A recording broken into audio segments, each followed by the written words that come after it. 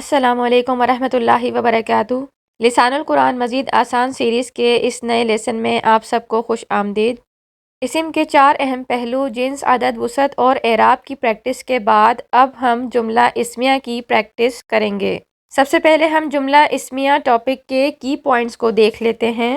ہمیں معلوم ہے کہ مختلف حروف مل کر الفاظ بناتے ہیں اور یہ الفاظ مل کر مرکب بناتے ہیں۔ یہ مرکب 2 طرح کا ہوتا ہے، یا تو مرکب ناقص یا مرکب تام۔ اگر 2 یا 2 سے زیادہ الفاظ کا کمبینیشن مجموعہ ایسا مرکب بنائے جس میں بات مکمل نہ ہو تو اس کو مرکب ناقص کہتے ہیں، اور اگر 2 یا 2 سے زیادہ الفاظ کا مجموعہ مل کر ایک ایسا مرکب بنائے جس میں بات مکمل ہو جائے تو اسے جملہ کہتے ہیں یا مرکب تام کہتے ہیں۔ تو مرکب تام کی ہمارے پاس 2 قسمیں ہیں، جملہ اسمیہ اور جملہ فعلیہ، یعنی جملے 2 طرح کے ہوتے ہیں، یا تو اسمیہ یا فعلیہ۔ جملہ اسمیہ وہ جملے ہوتے ہیں جو اسم سے شروع ہوں، اور جملہ اسمیہ کے 2 حصے ہوتے ہیں، مبتدا اور خبر۔ انگلش میں ان کو سبجیکٹ اور پریڈیکیٹ کہا جاتا ہے۔ یہ سمپل سینٹنسز ہوتے ہیں۔ مبتدا کوئی بھی سبجیکٹ ہوتا ہے، ایک ایسا اسم ہوتا ہے جس سے جملہ اسمیہ شروع ہوتا ہے، اور اس کے بارے میں جو بات بتائی جائے اس کو خبر کہتے ہیں۔ مثال کے طور پر لڑکا نیک ہے، اس میں لڑکا مبتدا ہے اور نیک ہے خبر ہے۔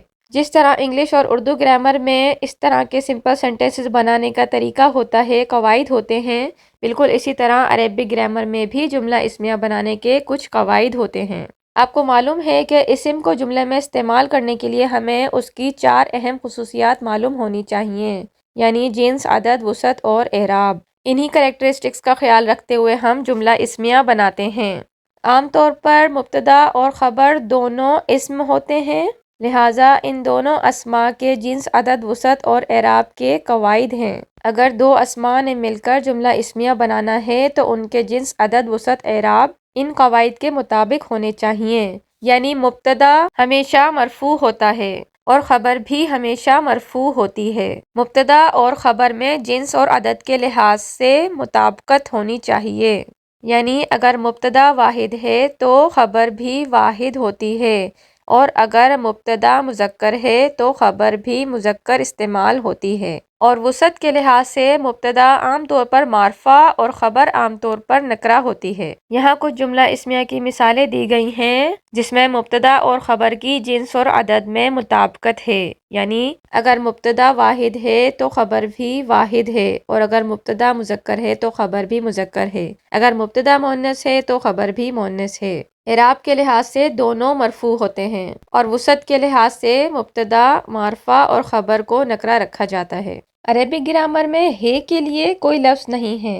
جملہ اسمیہ کے یہ جو قواعد ہیں جنس، عدد، وسعت اور اعراب کے، اسی میں ہی ہے کا مفہوم آ جاتا ہے، یعنی اگر مبتدا اور خبر کے جنس، عدد، وسعت، اعراب ان قواعد کے مطابق ہوں تو ہم ان کا ترجمہ پھر ہے لگا کر کرتے ہیں۔ کیونکہ مبتدا عام طور پر معرفہ ہوتا ہے، لہٰذا معرفہ کی جو بھی اقسام ہم نے پڑھی وہ تمام مبتدا کے طور پر استعمال ہو سکتی ہیں، یعنی مبتدا یا تو اس میں علم ہو سکتا ہے، کسی کا نام جو کہ معرفہ ہے، یا پھر مبتدا معرف باللام اسم ہو سکتا ہے، یعنی ایسا اسم جس پر الف لام داخل ہو، یا پھر مبتدا اس میں اشارہ بھی ہو سکتا ہے، ھذا، ھذہ، وہ الفاظ جو کسی کی طرف اشارہ کرنے کے لیے استعمال ہوں، اور مبتدا کوئی ضمیر بھی ہو سکتی ہے کیونکہ تمام ضمائر معرفہ ہوتی ہیں۔ تو جملہ اسمیہ کے بیسک کانسیپٹ میں ہم معرفہ کی ان 4 اقسام کو مبتدا بنائیں گے۔ آئیے اب ہم قرآنی مثالوں کے ساتھ ایک پریکٹس ایکٹیویٹی کرتے ہیں جس میں ہم جملہ اسمیہ میں مبتدا کی پہچان کریں گے۔ سب سے پہلا جملہ اسمیہ ہمارے پاس ہے اللہ غفور۔ جملہ اسمیہ جو اسم سے شروع ہو اور جو ابتدا میں آتا ہے وہ مبتدا ہوتا ہے، اللہ اس میں علم ہے، مرفوع ہے، مبتدا بن رہا ہے، اور اس کی خبر غفور، اللہ غفور ہے۔ ھذا عدو، یہ دشمن ہے، ھذا اس میں اشارہ ہوتا ہے، اس کے معنی یہ، عدو دشمن، تو اس میں ہمارے پاس مبتدا اس میں اشارہ استعمال ہوا ہے۔ والآخرۃ خیر، مبتدا معرف باللام ہے، اسم پر الف لام داخل ہے، اور آخرت بہتر ہے۔ ہی احسن، وہ بہترین ہے، ہی ضمیر ہے، تو یہاں پر مبتدا اس میں ضمیر استعمال ہوا ہے۔ ھذا ذکر، ھذا اس میں اشارہ ہے، یہ ذکر ہے۔ انتم معرضون، تم سب اعراض کرنے والے ہو۔ انتم اس میں ضمیر ہے تو یہاں مبتدا ضمیر ہے۔ ذالک تخفیف، یہ تخفیف ہے۔ ذالک اس میں اشارہ ہے تو یہاں مبتدا اس میں اشارہ ذالک ہے۔ الرجال قوامون، الرجال معرف باللام اسم ہے، رجال پر الف لام داخل ہے لہٰذا اس میں مبتدا معرف باللام ہے۔ مرد قوام ہیں۔ ہم مہتدون، ہم وہ ضمیر ہے، مہتدون ہدایت پانے والے تو یہاں مبتدا کے طور پر ضمیر استعمال ہوئی ہے۔ اللہ بصیر، اللہ اس میں علم ہے تو یہاں مبتدا اس میں علم ہے۔ المشرکون نجس، یہاں مبتدا المشرکون ہے اور خبر نجس، مبتدا پر الف لام داخل ہے لہٰذا مبتدا معرف باللام اسم ہے۔